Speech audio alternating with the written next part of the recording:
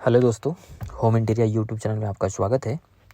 देखिए, आज हम बात करेंगे बाथरूम रिनोवेशन के बारे में। जैसे आपके पास छोटा बाथरूम है, 4x5 का बाथरूम है, 5x5 का बाथरूम है। तो बाथरूम ये अगर इसको रिनोवेशन आपको करना है तो कुछ मैं आपको टिप्स बताऊंगा।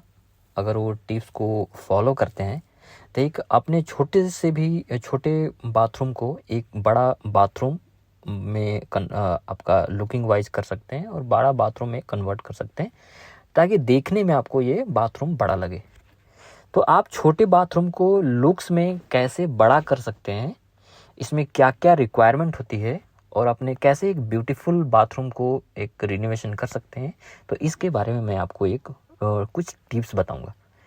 तो चलिए चलते हैं, स्टार्ट करते हैं कि एक छोटे से बाथरूम को कैसे रिनोवेशन करना है।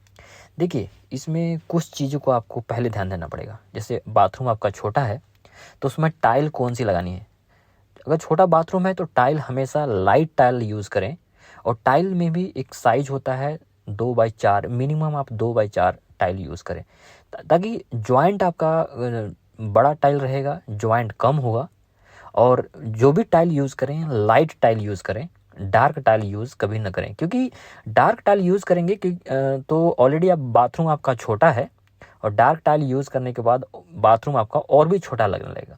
तो मेरा सजेशन ये है कि आप छोटे बाथरूम में हमेशा लाइट टाइल यूज़ करें, और मिनिमम जो साइज होगी 2x4 का ही टाइल यूज़ करें। ऐसे 2x4 से बड़ा भी टाइल आता है, 32x64 का टाइल आता है, 8x4 का टाइल आता है।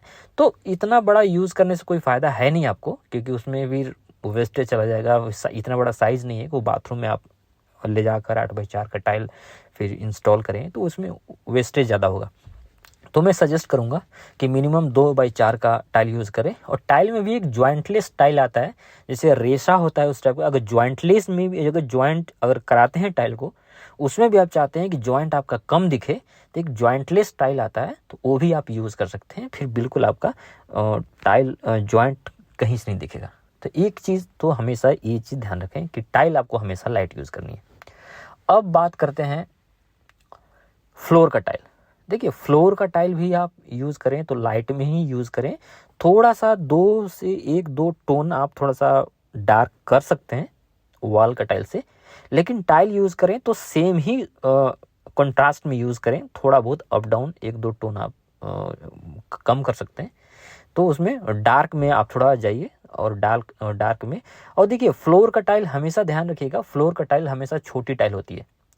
और फ्लोर का टाइल में जितना छोटा टाइल रहेगा, स्लोप आपका उतना ही अच्छा बनेगा। क्योंकि छोटा बाथरूम में बड़ा टाइल लगा देंगे तो फिर स्लोप आप नहीं बना पाएंगे, पानी फिर उसमें ड्रेन जो होगा वो पानी रुकने का चांसेस होता है। तो मैं सजेस्ट करूंगा कि जब भी आप फ्लोर में टाइल लगाएं तो छोटा टाइल लगाएं। और छोटे टाइल लगाने के बाद देखिए, उसमें एक चीज़ और करना है आपको, कि हमेशा फ्लोर के टाइल में ग्रुप में टाइल लगाएं।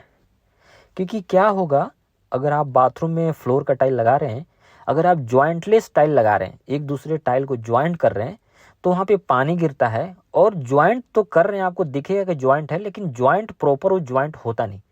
और उसमें कितना भी ग्राउटिंग कर दें, ग्राउटिंग जब पानी गिरेगा तो कुछ दिन के बाद आपका छोड़ देगा, और छोड़ने के बाद वो पानी जमा हो जाएगा। उस ज्वाइंट के थ्रू कहीं ना कहीं वो पानी जाने का सोर्स रहता है, तो उसके थ्रू आपका पानी जा सकता है।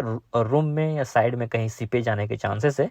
तो मैं सजेस्ट करूंगा कि फ्लोर में जब भी टाइल लगाएं तो आप ग्रुप में टाइल लगाएं, और बाद में उसमें एपॉक्सी भर दें। क्योंकि एपॉक्सी एक सॉलिड ग्राउटिंग होती है, जो लगाने के बाद जब वो आपका ड्राई हो जाएगा तो उसके बाद उसमें पानी जाने का बिल्कुल कोई चांस नहीं है। तो ये चीज़ हमेशा ध्यान रखना है। अब बात आती है कि आपका वॉल हैंगिंग। देखिए, WC जब भी यूज़ करें तो फ्लोर माउंटेड होता है और वॉल हैंगिंग होता है। तो बाथरूम आपका क्योंकि छोटा है, तो हमेशा वॉल हैंगिंग WC यूज़ करें, क्योंकि साफ़ सफाई में आपको कोई प्रॉब्लम नहीं होगा। और उसमें ये होगा कि देखने में भी आपको अच्छा लगेगा।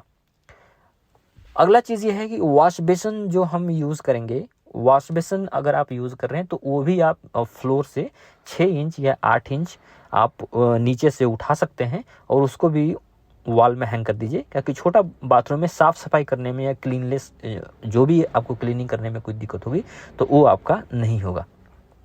अब बात करते हैं मिरर का। देखिए बाथरूम में मिरर, छोटा बाथरूम में मिरर जब भी लगाएं तो एक बड़ा साइज़ का मिरर लगाएं। बड़ा साइज़ लगाने से ये होगा कि बाथरूम आपका बड़ा दिखेगा, क्योंकि जैसे आप कोई होटल में जाते हैं या फिर कहीं बड़े बड़े होटल में जाते हैं तो देखिएगा कि बाथरूम चाहे कितना भी बड़ा हो या छोटा हो, हमेशा उसमें लाइटिंग होती है और बाथरूम मिरर का साइज़ हमेशा बड़ा होता है, तो वो दिखने में और भी अच्छा लगता है। तो आपको छोटे बाथरूम को थोड़ा बड़ा दिखाना है। ऐसे तो बड़ा एक्चुअली में होगा नहीं, लेकिन एक कॉन्शियस माइंड है, हमेशा रहता है कि मेरा बाथरूम छोटा लग रहा है, तो जब भी आपका मिरर बड़ा रहेगा तो ऐसा लगेगा कि बाथरूम आपका बड़ा है। तीसरी चीज़ अगला चीज़ आता है कि आप स्टोरेज कैसे यूज़ करें, स्टोरेज कहाँ बनाएं, क्योंकि बाथरूम तो आपका छोटा है तो स्टोरेज कैसे बनाएं। देखिए स्टोरेज बनाने के लिए इसमें 2-3 ऑप्शन है। पहली बात कि जब वॉल हैंगिंग आप WC यूज़ कर रहे हैं तो उसके बैक साइड में 4 इंच या 5 इंच का जो कंसील सिस्टम लगाते हैं, जब सिस्टम लगाते हैं तो उसमें ब्रिक का चुनाई प्लास्टर कराते हैं 4 फीट तक। तो 4 फीट के ऊपर के जो जगह स्पेस बचेगा वहाँ पे आप स्टोरेज एक नीश बना सकते हैं, कटिंग करके स्क्वायर में या रेक्टेंगल में कटिंग करके एक नीश बना सकते हैं, और नीश बनने के बाद आपका एक वहाँ पे एक कुछ रखने के लिए आप स्टोरेज बना सकते हैं। दूसरी बात एक अगला चीज़ और है कि जब आप शावर बनाएं छोटा बाथरूम में, अगर शावर तो ऐसे अगर एक ही बाथरूम है, छोटा बाथरूम है, तो शावर जब भी आप यूज़ करें तो क्यूबिकल यूज़ करें। क्यूबिकल में ये होगा कि आपका बिल्कुल एक सेपरेट रहेगा और ढलान ऐसा रहे कि पानी बाहर का पानी आपको, अंदर का पानी बाहर ना आए। और अगर आपका स्लोप नहीं बन पा रहा है कि आप तो वहाँ एक बंदी कम से कम 3 इंच का ग्रेनाइट का एक पट्टी लगवा लें और पट्टी के ऊपर एक क्यूबिकल शावर ग्लास लगा लें, ताकि आपका वो सेपरेट हो जाएगा और दिखने में आपका हमेशा काफ़ी ब्यूटीफुल लगेगा क्यूबिकल में। तो ये चीज़ कुछ टिप्स हैं, अगर ये टिप्स को आप फॉलो करते हैं। और अगला चीज़ ये है कि अगला चीज़ आपका है लाइटिंग का।